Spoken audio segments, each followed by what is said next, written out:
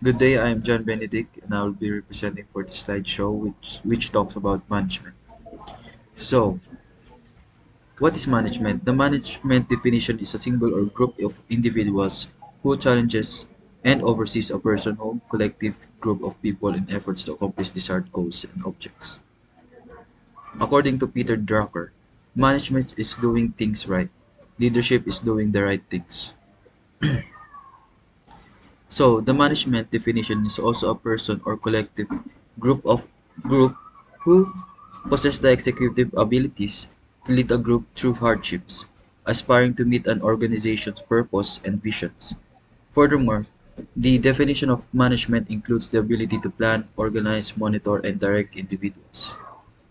So, what is the difference between being efficient versus being effective? So, as you can see in this diagram, being efficient, focus on process and do things right.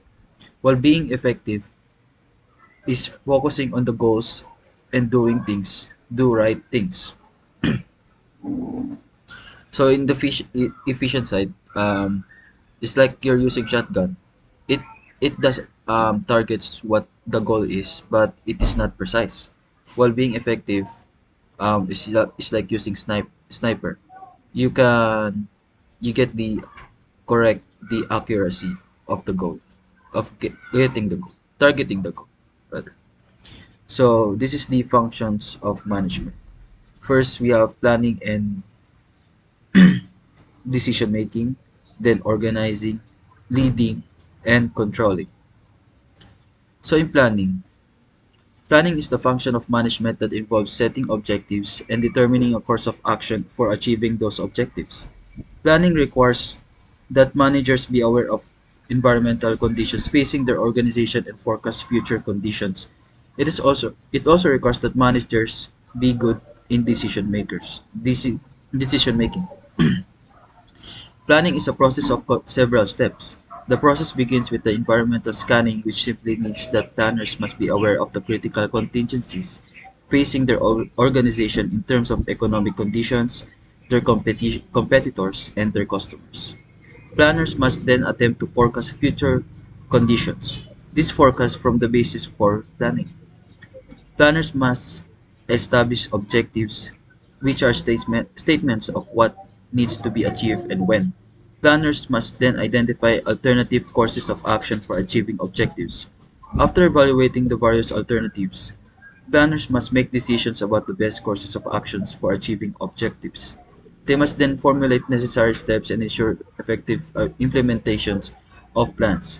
Finally, planners must constantly evaluate the success of their plans and take corrective action when necessary. The next is organizing. So here in organizing is the function of management that involves developing an organizational structure and allocating human resources to ensure the accomplishment of objectives. The structure of the organization is the framework within which effort is coordinated. The structure is usually represented by an organization chart, which provides a graphic representation of the chain of commands within an organization. Decisions made about the structure of an organization are generally referred to as organizational design decisions. Organizing also involves the design of individuals' jobs within the organization. Decisions must made about the duties and responsibilities of individual jobs, as well as the manner in which the duties should be carried out. Decisions made about the nature of jobs within the organization are generally called job design decisions. Organizing at the level of organization involves deciding how best to departmentalize or cluster jobs into departments to coordinate effort effectively. There are many ways to departmentalize, including organizing by function, product, geography, or customer.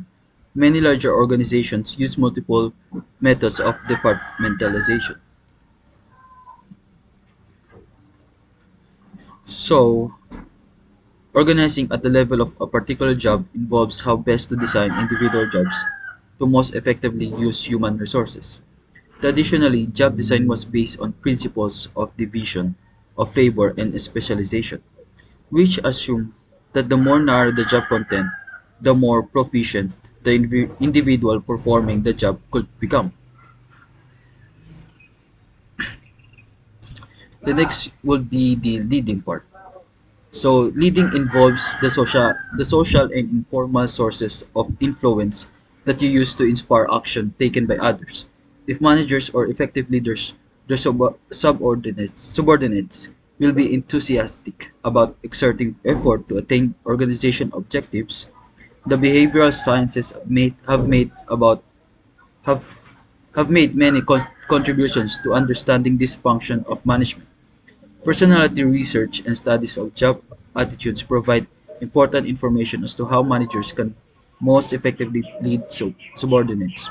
For example, this research tells us that to become effective at leading, managers must first understand their subordinates' personalities, values, attitudes, and emotions.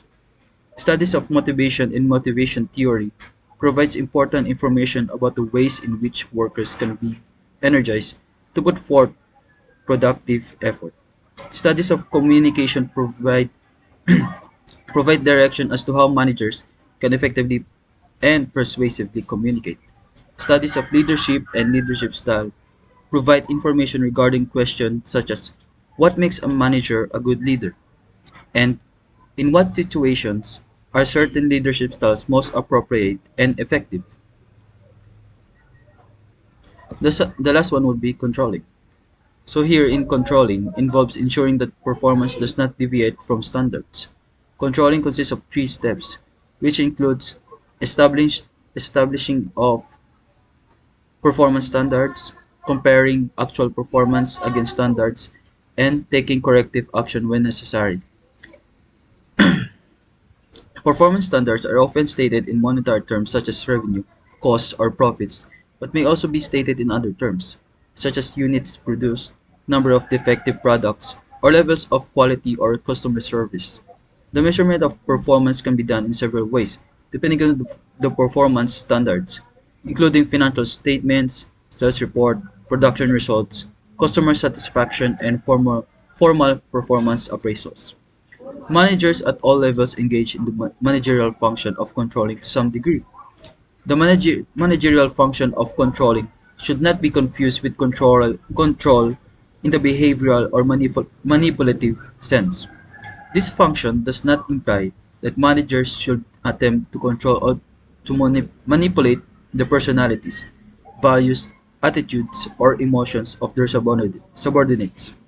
Instead, this function of management concerns the manager's role in taking necessary actions to ensure that the work-related activities of subordinates are consistent with and with and contributing toward the accomplishment of organizational and departmental objectives.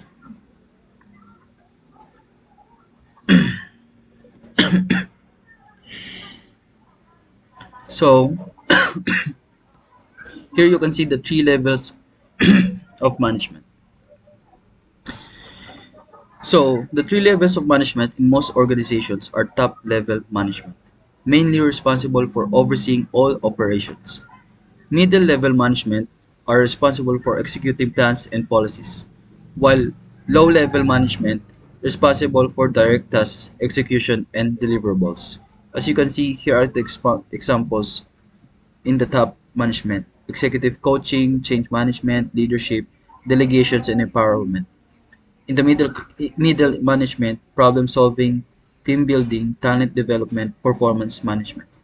While on the low level, you can see emotional intelligence and coaching for performance. That is all. Thank you for watching.